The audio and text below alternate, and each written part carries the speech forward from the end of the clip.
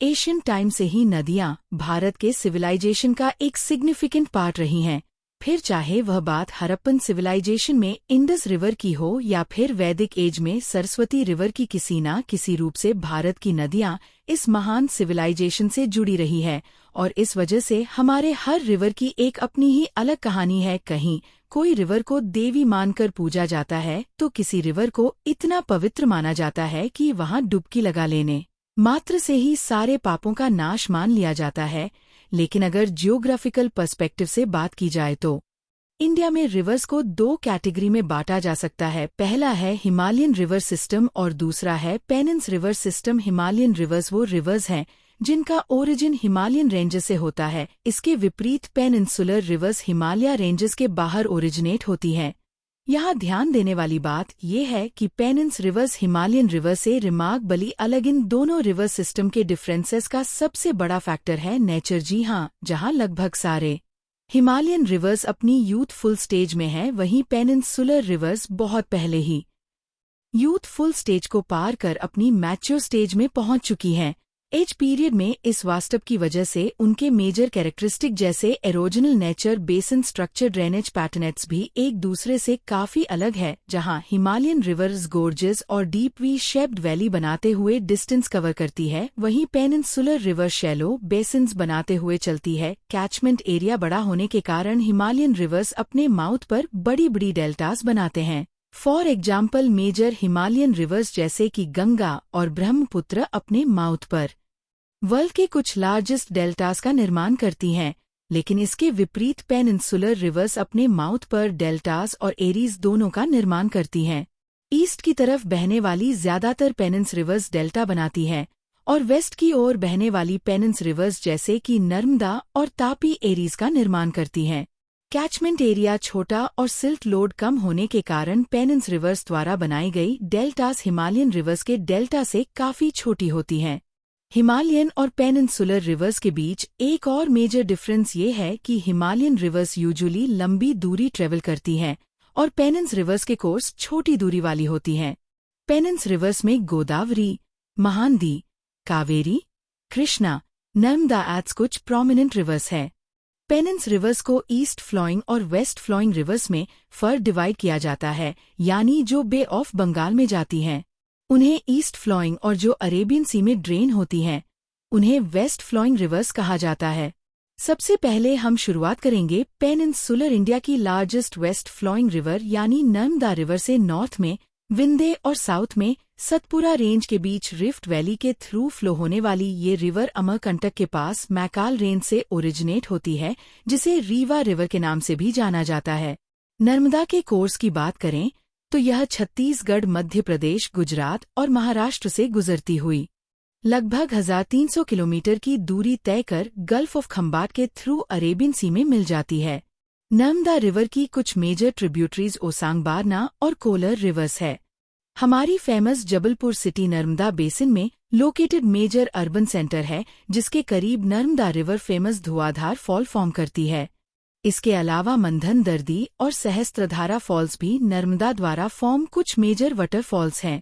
दोस्तों, आपको बता दें, नर्मदा रिवर पर ही कुछ मेजर हाइड्रो पावर प्रोजेक्ट्स भी लोकेटेड हैं, जैसे महेश्वर सरदार सरोवर और इंदिरा गांधी सागर डैम। नर्मदा रिवर के बाद आइए बात करते हैं मुल्ताई रिजर्व फॉरेस्ट में ओरिजिनेट होने वाली ताप्ती या तापी रिवर के बारे में। नर्मदा रिवर के नियर पैरेलल कोर्स होने की वजह से तापी को नर्मदा ट्विन के नाम से भी जाना जाता है। तापी रिवर पेनिनसुलर इंडिया की second largest west flowing river भी है। तापी रिवर मध्य प्रदेश, महाराष्ट्र और गुजरात से ट्रेवल करते हुए फाइनली अरेबियन सी में जा मिलती है। इसके बाद अगर तापी की बेसिन की बात की जाए तो ये डेक्कन प्लेट्यू में लोकेटेड है, जो नॉर्थ में सतपुरा रेंज, ईस्ट में महादेव हिल, साउथ में अजंता रेंज और सतमा हिल्स के साथ साथ वेस्ट में अरेबियन सी द्वारा घिरी हुई है। तापी बेसिन को दो डिस्टिंक्ट फिजिकल रीजन यानी हिली एरिया और प्लेन्स एरिया में डिवाइड किया जा सकता है। माउंटेनियर पार्ट्स में सतपुरा, सतमा, आस, महादेव, अजंता और गावगढ़ हिल्स इंक्लूडेड हैं, जो कि डेंसली फॉरेस्टेड माउंटेन्स हैं, और प्लेन्स में मेनली महाराष्ट्र का खानदेश रीजन इंक्लूडेड है, जो काफी फर्टाइल प्लेन एरिया है। इसके अलावा सूरत के टेक्सटाइल प्लांट्स और नेपानगर के पेपर और न्यूज़पेपर इंडस्ट्री भी तापी रिवर पर डिपेंडेंट हैं। महाराष्ट्र के ऊपर तापी प्रोजेक्ट, हथनूर डैम और गिरना डैम के साथ साथ गुजरात के कपरा पार्क एटॉमिक पावर प्लांट और उकाई डैम तापी रिवर के बेसिन में लोकेटेड मेजर प्रोजेक्ट्स हैं। तापी के बाद अब हम बात करेंगे उड़ीसा की लार्जेस्ट और पेनिन्स इंडिया की थर्ड लार्जेस्ट रिवर महानदी के बारे में। महानदी रिवर छत्तीसगढ़ के रायपुर डिस्ट्रिक्ट के पास सिहावा में ओरिजिनेट होती है और ओडिशा के थ्रू फ्लो होते हुए फाइनली बे ऑफ बंगाल में ड्रेन होती है। महानदी रिवर की कैचमेंट एरिया की बात करें तो ये महानदी छत्तीसगढ़, मध्य प्रदेश, ओडिशा, झारखंड और महाराष्ट्र तक एक्सटेंडेड है। साथ ही महानदी बेसिन नॉर्थ में सेंट्रल इंडिया हिल, साउथ और ईस्ट में ईस्टर्न घाट और वेस्ट में मेकाल रेंज से पाउंडेड है। रायपुर, दुर्ग और कटक महानदी बेसिन में लोकेटेड इम्पॉर्टेंट अर्बन सेंटर्स हैं। ट्रिब्यूटरीज की बात करें तो सवना, हसदेव, मांडिप, जोंगकिंग और तेल रिवर्स महानदी की मेजर ट्रिब्यूटरीज हैं। इसके अलावा इंडिया का लॉन्गेस्ट डैम यानी हीराकुद डैम भी इसी रिवर पर बिल्ड किया गया है और रविशंकर सागर, दूधवा रिजर्वॉयर, सदूर रिजर्वॉयर, हसदेव, बांगो और तंडू महानदी के दूसरे मेजर प्रोजेक्ट्स हैं। आपको बता दें, मिनरल रिच और एंडेंजर्ड होने के कारण महानदी रिवर बेसिन इंडस्ट्रीज के लिए एक फेवरेबल कंडीशन प्रोवाइड करती है, जिसके कारण भिलाई में iron and steel plant, Hirakud और कोरबा में एल्यूमन फैक्ट्रीज, कटक में पेपर और मिल्क और सुंदरगढ़ में सीमेंट इंडस्ट्रीज लोकेटेड हैं। साथ ही कोल, आयरन और मैंगनीज माइनिंग यहाँ की दूसरी मेजर इंडस्ट्रियल एक्टिविटीज हैं। महानदी के बाद अब हम बात करेंगे लार्जेस्ट पेनिनसुलर रिवर यानी गोदावरी के बारे में, जिसे पॉपुलर दक्षिण गंगा भी कहा जाता है।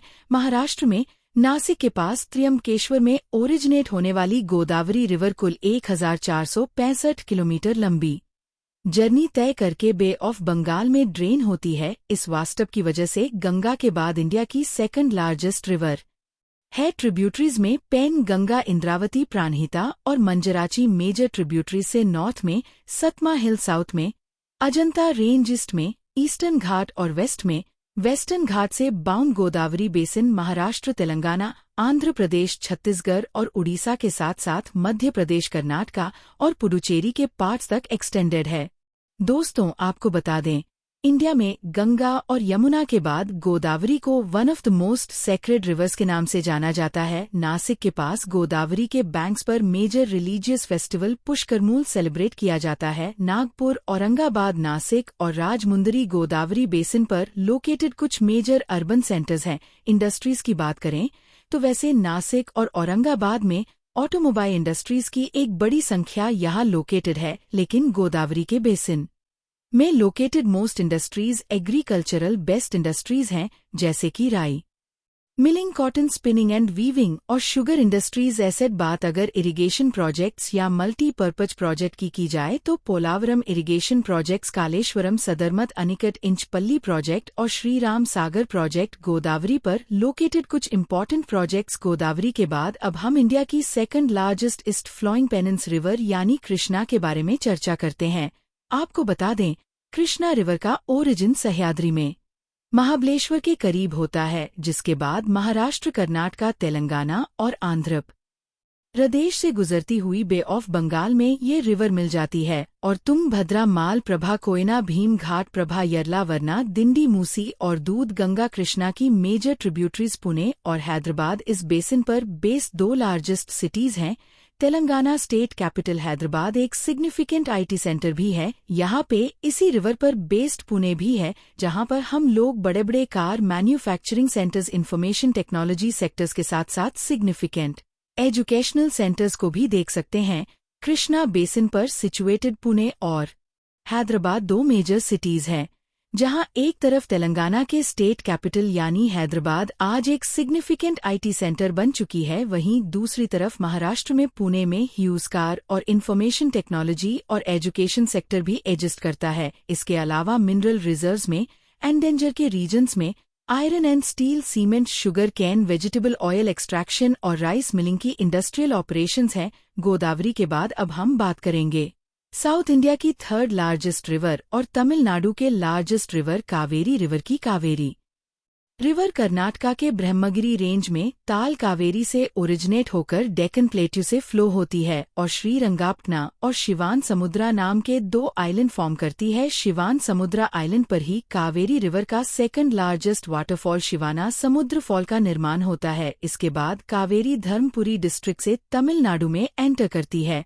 और सालेम मित्तूर से फ्लो होती हुई तिरुचपल्ली में 2 ब्रांचेस में डिवाइड हो जाती है, जिसके नॉर्दर्न पार्ट को कोली डैम और सदर्न पार्ट को कावेरी के नाम से जाना जाता है। फर्थ फ्लो करने के बाद दोनों ब्रांचेस श्रीरंगम आइलैंड फॉर्म करते हुए कन्वर्ज हो जाती हैं और फाइनली 36 डिफरेंट चैनल्स में ब्रांच ऑफ होकर लगभग 765 किलोमीटर ट्रेवल करने के बाद बे ऑफ बंगाल में ड्रेन हो जाती हैं।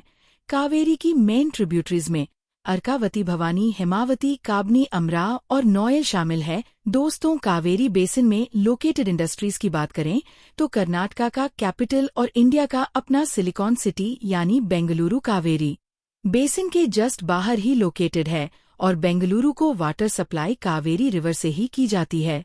कोयम्बटूर और मैसूर के कॉटन टेक्सटाइल्स, रजोपल्ली और कोयम्बटूर के सीमेंट इंडस्ट्रीज और मिनरल और मेटल इंडस्ट्रीज इसी बेसिन में लोकेटेड मेजर इंडस्ट्रीज है। साथ ही कावेरी के माउथ के पास लोक historical Poompuhar town world का one of the most ancient ports हुआ करता था। तो दोस्तों, ये थी एक ब्रीफ डिस्कशन कुछ मेजर पेनिनसुलर रिवर्स के बारे में। जल्द ही मिलते हैं आपसे अगले वीडियो में एक और नए टॉपिक के साथ। तब तक के लिए जय हिंद।